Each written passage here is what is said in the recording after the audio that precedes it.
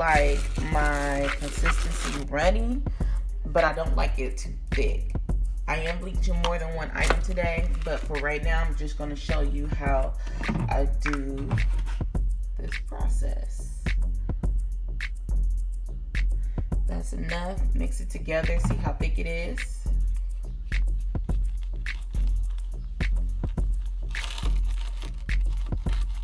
Y'all, I'm recording on my cell phone, so I didn't want to bring all my camera equipment downstairs.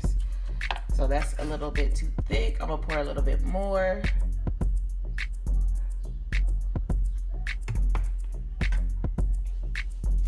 So this is the perfect consistency, because when you let it sit for a minute, it's going to get fluffy.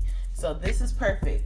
You don't want it any thicker than that, because if it gets any thicker than that, it's not going to penetrate the knots. So what I'm going to do is take this over to my table and I'm going to bleach my knots. All right, once you have it, you can just go ahead and start applying. I like to apply it on the hairline first, and then I like to go in with everything. I want to make sure that the hairline is applied first so it can start processing, so the knots will be less visible around the hairline. And I can't do this with me holding my phone and trying to do this. I'm gonna put it down and then I'm gonna show you. All right, I have the bleach applied. I'm gonna let it sit for about 15-20 minutes. I got some right there. What I'm gonna take is some water and get that off the hair so it won't process. But I'm gonna let it sit for about 15-20 minutes and then I'm gonna rinse it out. So I'm basically just gonna rinse all the bleach off this wig. You guys, I lost the footage of me showing you what the box and everything looked like, but it's just a regular box with the wig inside. It didn't come with like anything special. It was just wig. So once I have all the bleach rinsed off the wig, I am going to take my favorite purple shampoo, which is Vanilla No Yellow shampoo, and I am going to put that on the lace and the knots, and then I'm going to let it sit on there for maybe a minute, if that. I wouldn't suggest you letting it sit on any longer than a minute, because this is a very violet shampoo and it will turn your knots dark or gray, and that's not what you want. You just want to take the brass out of it. All right, so I'm gonna make sure that I lather the lace up very good. As you can see, this is a deep purple. This is not like shimmer lights whatsoever. So I am going to wash the wig, and once the wig is washed, I am going to deep condition it with silicone mix, and we're going to go into customizing this wig.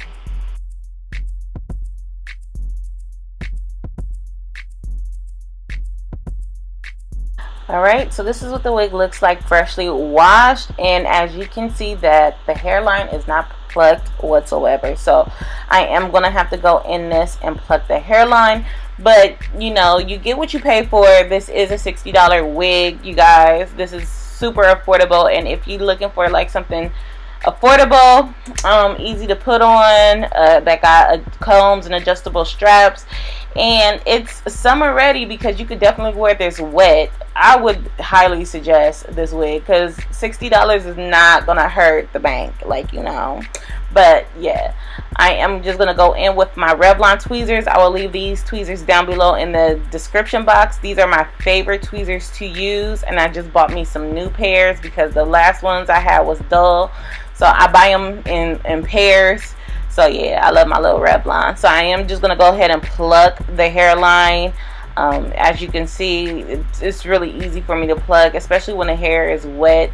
I like to pluck the hair when it's wet, and I do that because the hair is more flexible when it's wet, so when you're pulling it, it comes out easier versus it being dry. But you know, it really doesn't matter. I'll pluck dry or wet. I'm gonna still wet the hairline after, because I'm gonna mold my hairline down.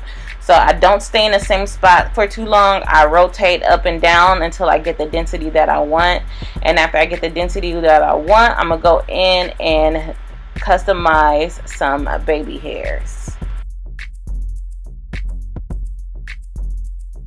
So I didn't do too much plucking. I did just enough so it could look natural.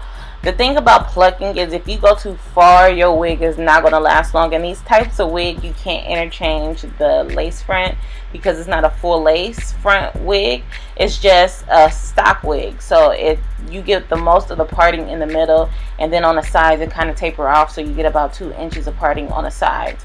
So what I like to do is I don't like to pluck too much with these kind of wigs because I want them to last longer, so you can get the longevity out of it. So I am going to mold my baby hairs. Basically what I use is my Cantu Wave and Whip mousse, and I put that on the hairline, and I kind of comb out where I want my baby hairs to be, and then I'll pull that hair that I combed out, and then I'll cut it, and I'll use some more mousse, and then I would just lay that hair flat and neat so I can wrap it down with my Wrap-it strips. And I'm going to sit this wig under the blow dryer.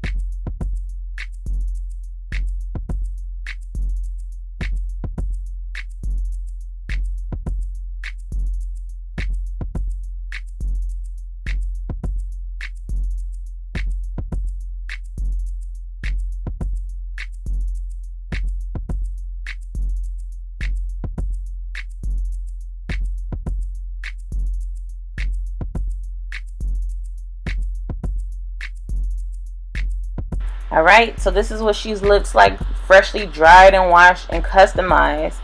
And I look like my mama with this wig on. It's a little bit short for me. I would have liked it a little bit longer. You can choose it. It does come in different lengths.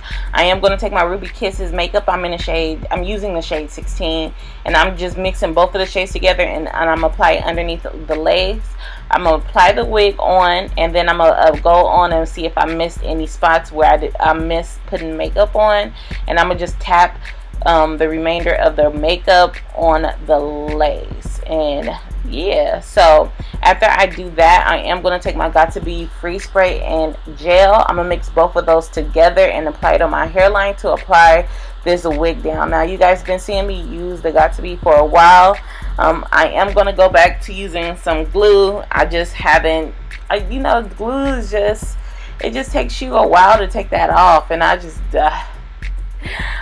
be like, I don't want to deal with glue. But you know, sometimes, I mean, well, all the time, you get a better melting, like your lace is melted when you use actual lace glue. So I think the next couple of videos I will be using that lace glue for you guys.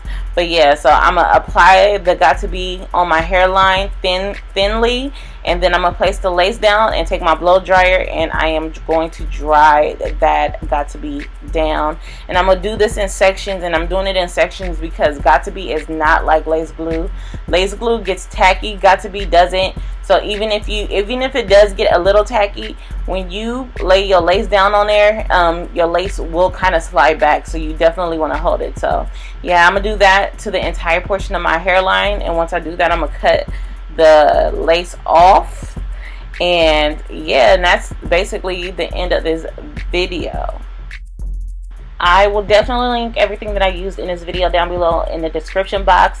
This hair is from Reshine Hair, so thank you Reshine for sending me this wig. This is the first time I've worked with this company, and you can't beat the price. This is a $60 wig, okay? So it's not gonna break the bank. You can look a bomb in the summer, even though we might still be in a house.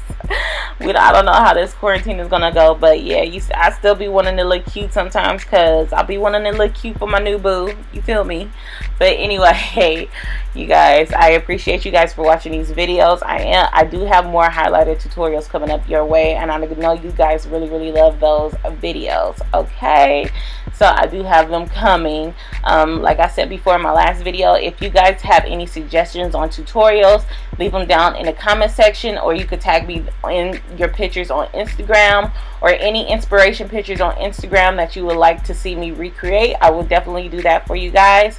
And yes, she looks bomb wet too, so you can do that little slick back wet look with this wig. I am a size 22.5, and this wig does fit me snug, but it does fit me all right. If you have any questions, leave them down in the comment section. I'll be back with another video. Bye, best friends.